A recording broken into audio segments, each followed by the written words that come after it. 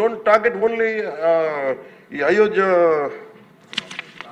రామ్కి ఒక ఏముందంటే ఒక పరిశ్రమ చేస్తే మళ్ళీ గత ప్రభుత్వంలో అయిపోతాం.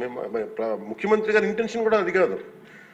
ఇప్పుడు ఈ వేరే పార్టీల నుంచి రూలింగ్ పార్టీలోకి వచ్చారు, వీళ్ళందరినీ తీసుకున్నప్పుడు కంటిన్యూస్ వాళ్ళ సైడ్ తీసుకున్నారో మనకు తెలియదు, కానీ వాళ్ళు గతంలో పనిచేశారు కదా, ఆ ఇంటెన్షన్తో చేస్తే మటుకు అది ఈ ప్రభుత్వానికి అది రైట్ కాదు.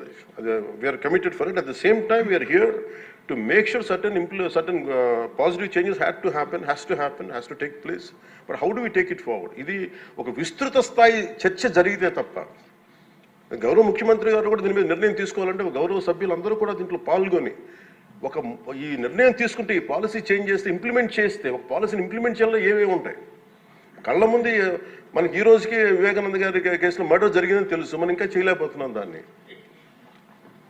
ఇవన్నీ అందుకని దీన్ని అంటే నా ఉద్దేశంలో అప్పీల్ టు యూ, గౌరవ శాసనసభ్యుల్ని నేను ఒకటే కోరేది ఏంటంటే, బొండమ్మ గారిని ఖచ్చితంగా it will be taken, it will be considered, and this is my commitment to you all. ఈ సభకి మీ ద్వారా నేను కమిట్మెంట్ ఇస్తున్నాను.